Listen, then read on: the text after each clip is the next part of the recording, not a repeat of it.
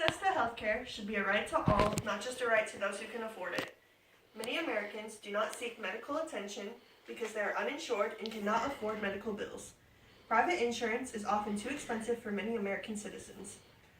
According to the Kaiser Family Foundation, 28 million American citizens do not have health insurance. 45% of adults say they remain uninsured due to the high cost of insurance. Those that remain uninsured are more likely to be from a family where only one member of the family works. Adults are more likely to be uninsured than children. Also, people of color are more likely to be uninsured than non-Hispanic whites. According to CBS News, being uninsured can be the difference between life or death. Those without insurance have poorer health and much shorter lives. Other well-established benefits of health insurance are improved self-rated health, financial protection, and reduced likelihood of depression. People without insurance often go without preventive services, from pap smears to mammograms to blood pressure checks, as well as treatment for chronic diseases. For some, the stress of dealing with serious health issues while being uninsured can also take a toll. According to CNN, Canada, Germany, France, and the UK all spend less than $53,000 a year per citizen, while the US is spending more than $94,000 per citizen. The UK has spent a lot less each year since they started providing free healthcare due to the fact that preventative screenings are catching diseases before they become complicated and more expensive to treat. Life expectancy in Germany and the UK is much higher than the life expectancy of US citizens. Germany has the most primary care doctors per 1,000 people. Germany and France use a social insurance model to pay for their healthcare. Deductions are taken from income, but unlike in the US, everyone is covered and companies don't make a profit. Those contributing also own the organizations involved through boards and unions. People pay a fee at the point of care, though it is just $5 to $11 in Germany and $25 in France, which is often reimbursed. In comparison with the US, Europe's universal coverage with tax and social fund-based financing through contributions spends less and has more care that's better. According to the Health Affairs, medical bankruptcies contribute to 54.5% of bankruptcies in the United States.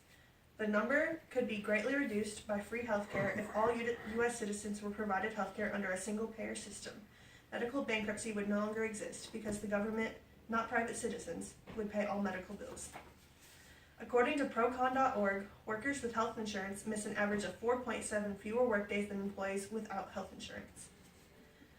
The U.S. economy loses $65 to $130 billion annually as a result of diminished worker productivity due to poor health and premature deaths among the uninsured. On December 10, 1948, the United States and 47 other nations signed the United Nations Universal Declaration of Human Rights. The document stated that everyone has the right to a standard of living adequate for the health and well-being of oneself and one's family, including medical care. In 2005, the United States and the other members of the World Health Organization signed World Health Assembly Resolution 58.33, which stated that everyone should have access to healthcare services and should not suffer financial hardship when obtaining these services. The United States and Mexico are the only countries of the 34 members of the Organization for Economic Cooperation and Development that do not have universal healthcare. As of 2013, over half of the world's countries had a right to healthcare in their national constitutions. According to a 2009 study from Harvard researchers, lack of health insurance is associated with as many as 44,789 deaths per year, which translates into a 40% increased risk of death among the uninsured. Another study found that more than 13,000 deaths occur each year just in the 55 to 64-year-old age group due to lack of health insurance. Due to the lack of timely and effective health care, the United States ranked at the bottom of a list of 16 rich nations in terms of preventable mortality. According to a 2013 study, under a single-payer system in which all citizens are guaranteed a right to health care, total public and private health care spending could be lowered by $592 billion in 2014 and up to $1.8 trillion over the next decade due to lowered administrative and prescription drug costs. The United States already provides free public education, public law enforcement, public road maintenance, and other public services to its citizens to promote a just society that is fair to everyone. Healthcare should be added to this list. Late U.S. Senator Ted Kennedy wrote that providing a right to health care goes to the heart of my belief in a just society. And according to Dr. Norman Daniels, professor of ethics and population health at Harvard University, healthcare preserves for people the ability to participate in the political, social, and economic life of society.